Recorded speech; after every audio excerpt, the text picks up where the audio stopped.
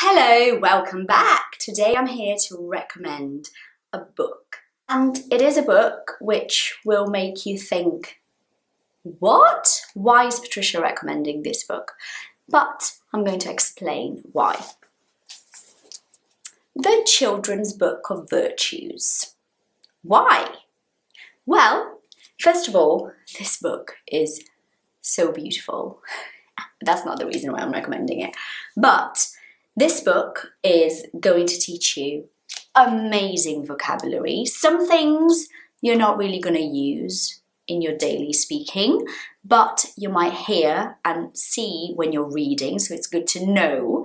And it's just going to make you feel connected to English in a different way, a way that you have not really thought about before.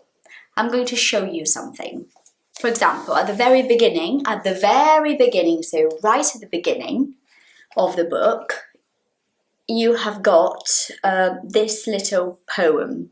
So it goes like this. Try, try again. 'Tis a lesson you should heed. Try, try again, if at first you don't succeed. 'Tis, you might not have seen this before, but 'tis is an abbreviation of it is, and it's something that you're going to see if you do a lot of reading, and it's interesting to know. It's not so used nowadays, but I remember when I learned 'tis, I think it was around 2006, so I moved to England 2002. I think it was 2006 or 5. It was from one of my friends from college, and I remember going, this is different.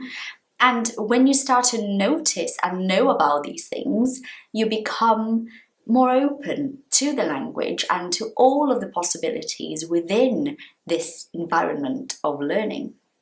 Something really great about this book is that it teaches you as an adult, because it's a book about virtues, right? About things that when you know, you can be a better human being.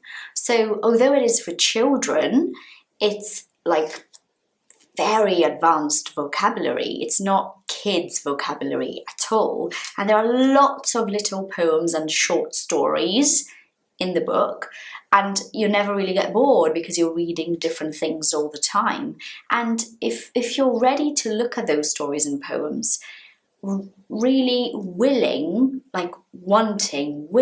to learn about life, it can really teach you so many things that you might have forgotten about. Maybe you knew those things when you were younger, but you know, you kind of get lost in life a lot of the time, and so many of the values that you had before end up lost, and this is a very easy way to help you reconnect with those values and virtues.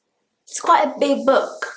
It is, in terms of length, you know, it's quite long, which is great because it's expensive, this book. So you buy it, but you know you're going to have something to read every day for quite a long time.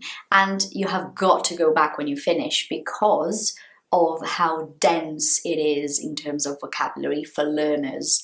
Make sure you pay attention to those new words that you're learning. Make some notes, look them up, you know, check for the meaning, how they're used in sentences. And remember that it's beyond English as a language.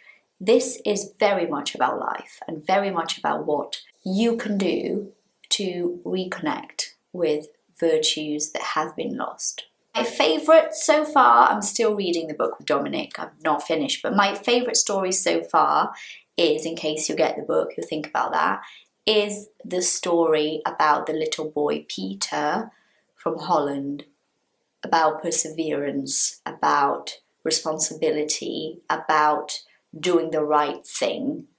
Such a great story. I'm pretty sure most adults would not have done what he did as a kid. So maybe help us learn a little bit about humility as well. I don't know, maybe. Anyway, I hope you've enjoyed this reading tip today and have a great week. I'm going to see you all next week. Goodbye.